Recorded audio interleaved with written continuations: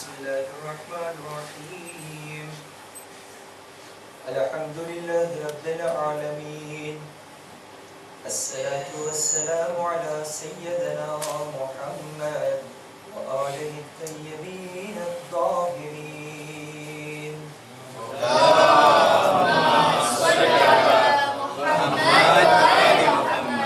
أما بعد فقد قال الله تبارك وتعالى في كتابه الكريم بسم الله الرحمن الرحيم يا أيها الذين آمنوا ادخلوا في السلم كافة ولا تتبعوا خطوات الشيطان إنه لكم عدو مبين صدق الله العلي العظيم اللهم صل على محمد وآل محمد.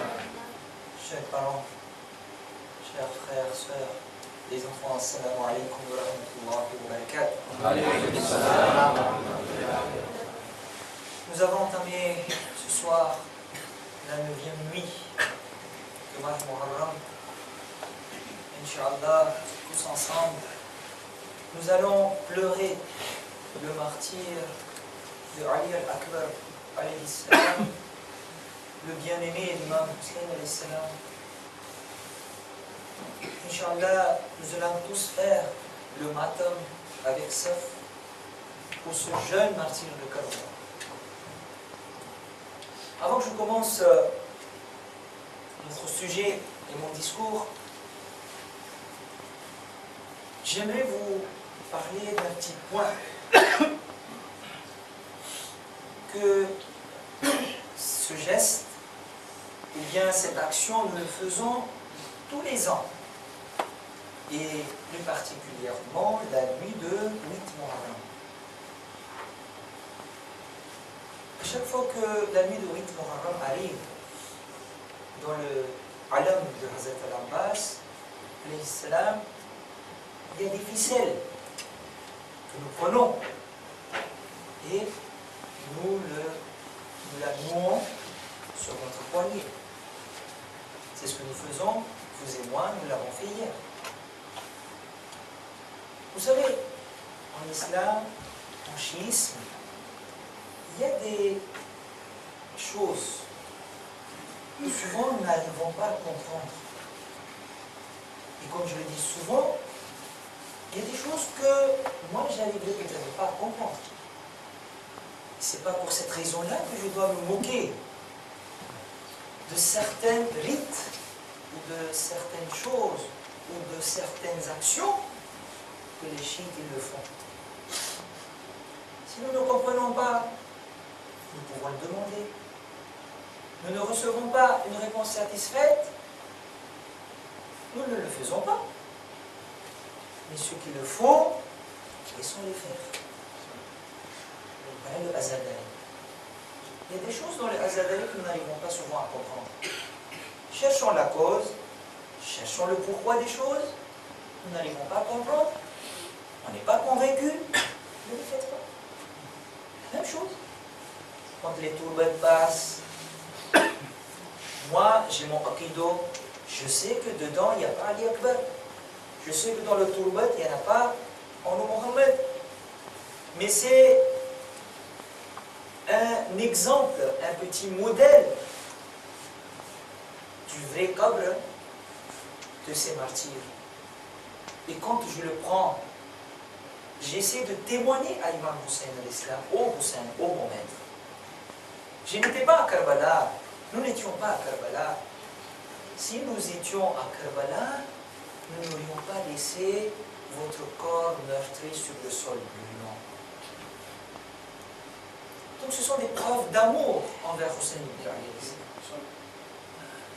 Cette ficelle que nous avons pris hier, j'essaie juste de donner deux explications à mes jeunes, à mes petits frères. Mes parents le comprennent mieux que moi. Vous savez, la première raison pourquoi moi, je parle de mon interprétation à moi, pourquoi je le mets sur mon poignet, parce que je sais, c'est mon aqido, que Al-Abbas son titre, c'était le protecteur de Ahl al-Haram de Imam Hussein. Donc, moi, je me lie à Abbas afin que lui aussi il me protège. Un. Deuxièmement, et le plus important,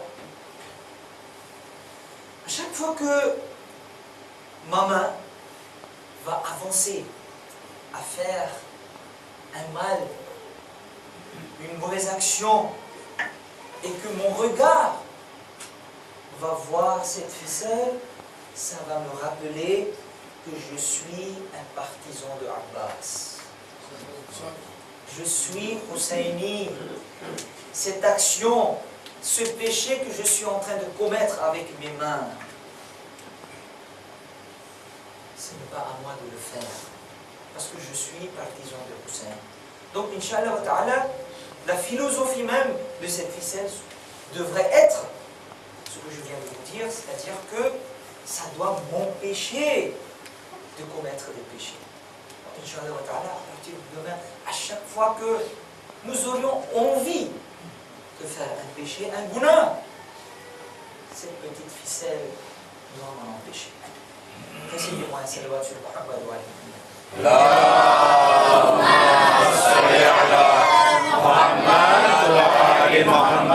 Nous étions en train de réfléchir, de discuter à propos de ce que c'est le vrai iman. On dirait que ce soir, la salle paraît bien remplie. Bien, j'ai cette impression. Je me demande où sont partis les Azadal et les Akbar. Décidez-moi un salvat sur Muhammad wa alayhi.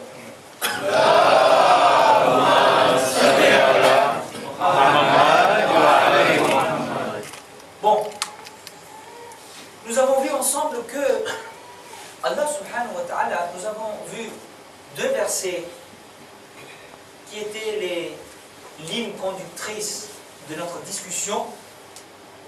Nous allons les rappeler rapidement. Le verset 14 du surat Hujurat, 49-14.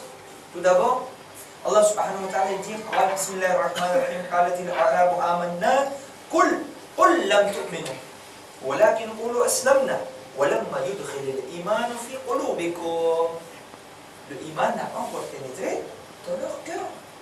Et puis après, Allah subhanahu wa ta'ala avance, il dit wa in tuti'u Allah wa rasulahu la yulitkum min a'malikum shay'a inna Allah ghafurur rahim. Donc Allah subhanahu wa ta'ala, il présente une condition. Allah subhanahu wa ta'ala, il nous rappelle une condition. Il dit, les gens qui viennent te voir, ô mon prophète, ils te disent, nous sommes croyants. Dis-leur, ils ne sont pas des vrais croyants, parce que le iman n'a pas encore pénétré dans le cœur. Nous avons vu que lorsque le cœur est rempli de doute et d'hypocrisie, le iman ne peut pas y pénétrer. Deuxième chose aujourd'hui, comment mon cœur peut acquérir le iman? C'est dans ce verset. Allah subhanahu wa ta'ala il dit, dis-leur, s'ils obéissent aux ordres d'Allah, s'ils obéissent à mon prophète, alors qu'est-ce que je ferai? Je vais leur pardonner toutes les mauvaises actions qu'ils ont commises, tous les péchés qu'ils ont faits. Donc, ce que nous pouvons en tirer de ce verset, Allah subhanahu wa ta'ala veut dire par là que tant que vous ne serez pas habitués à suivre les ordres du prophète Allah subhanahu wa ta'ala, tant qu'il n'y aura pas le amal dans votre vie, votre cœur ne sera pas prêt à accueillir le iman. Donc la deuxième condition, c'est faire l'obéissance à Allah subhanahu wa ta'ala et son prophète. Deuxième verset que nous avons vu, de 208, sur les Baqarah, verset 208. Allah subhanahu wa ta'ala dit, Bismillah ar-Rahman ar-Rahim, Ya ayyuhalladhina amanu dkhulu fi silmi kaffa. Ô les croyants, entrez en plein en islam. Ne restez pas un pied à l'extérieur, un pied à l'intérieur. Et puis Allah subhanahu wa ta'ala dit وَلَا تَتَّبِعُوا خُطُوَاتِ الشَّيْطَانِ. Et ne suivez pas les pas du shaitan. Innahu lakum aduwwun mubin, parce que c'est votre ennemi déclaré. Ça veut dire quoi?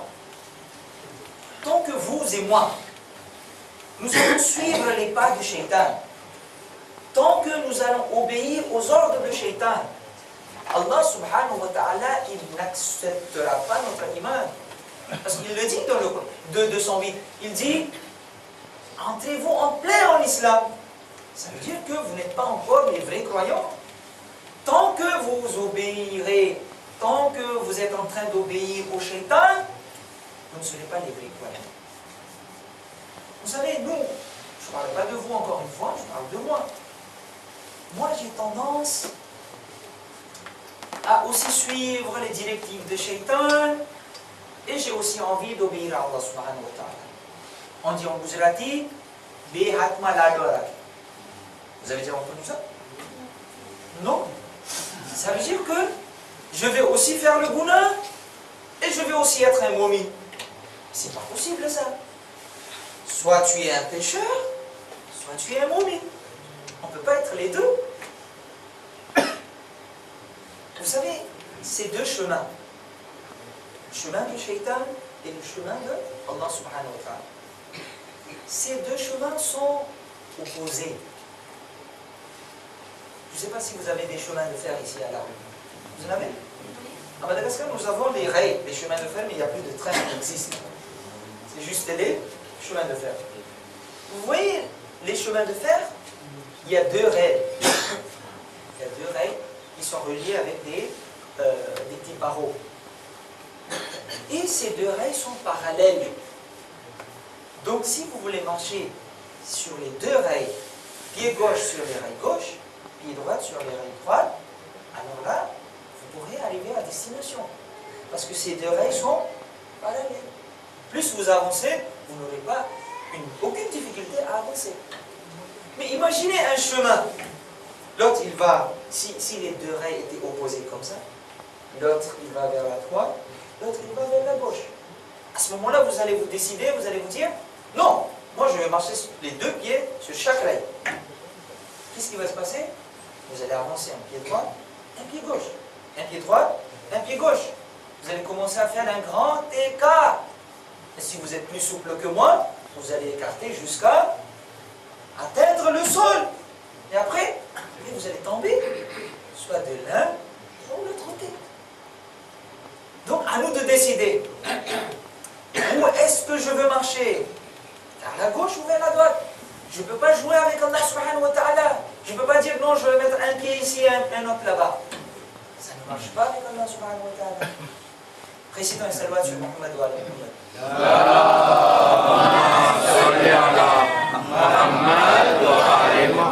C'est pour cela que, vous savez, jusqu'à aujourd'hui, donc, la conclusion de ces deux versets, on ne peut être un vrai croyant tant que dans notre vie, il n'y aura pas l'obéissance d'Allah subhanahu wa ta'ala. Vous savez, le dernier prophète, Hazrat Muhammad Mustafa sallallahu alayhi wa sallam,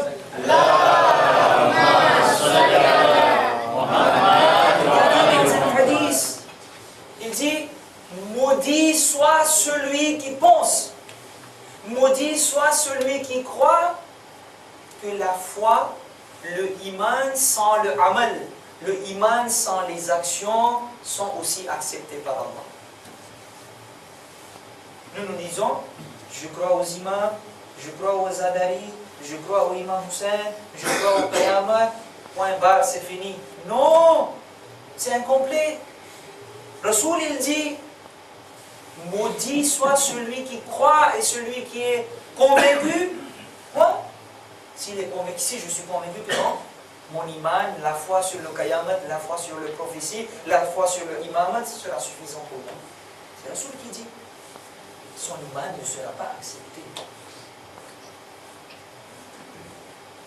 Notre sixième imam, Imam Ja'far as-Sadiq alayhi salam.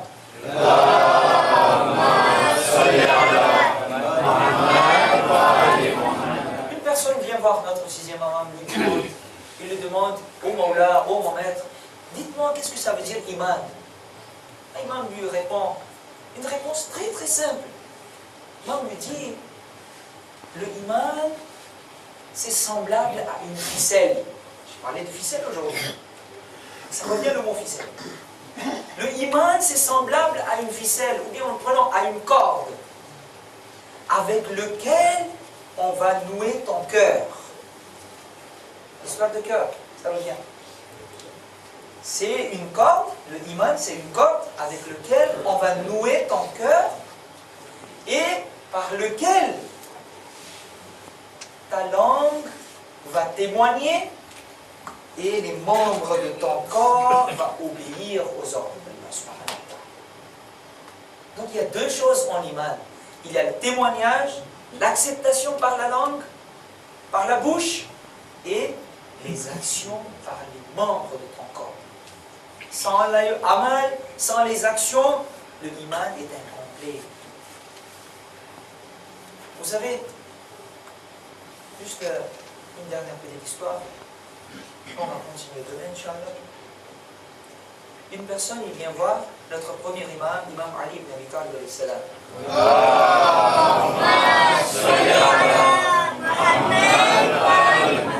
Il lui demande, oh mon Mawla, comment je peux savoir si je suis un vrai mu'min ou pas?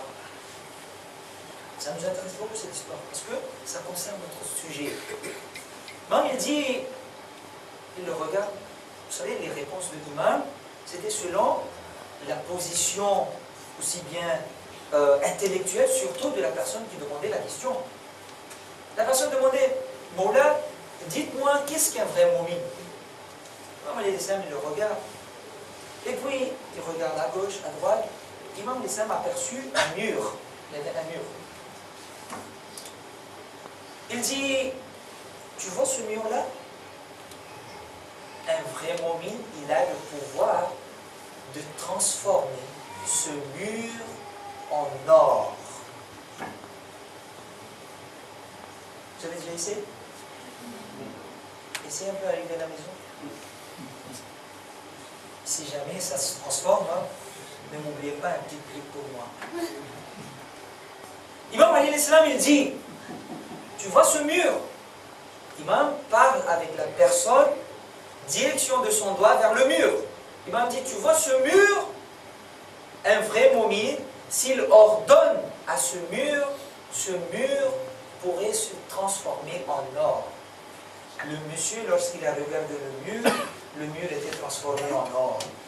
Laissez-moi vous dire juste une chose. La différence entre un vrai croyant, un vrai mu'min et Amirul Mu'minin, émir des croyants, c'est tout simplement cela. Un vrai croyant, il doit encore donner l'ordre au mur de devenir or. Mais Imam Ali alayhi salam, il le fait juste un geste et le mur se transforme en or. Inna Allah wa malaikatahu yusalluna ala al-nabi. Ya ayyuhalladhina amanu sallu alayhi wa sallimu taslima.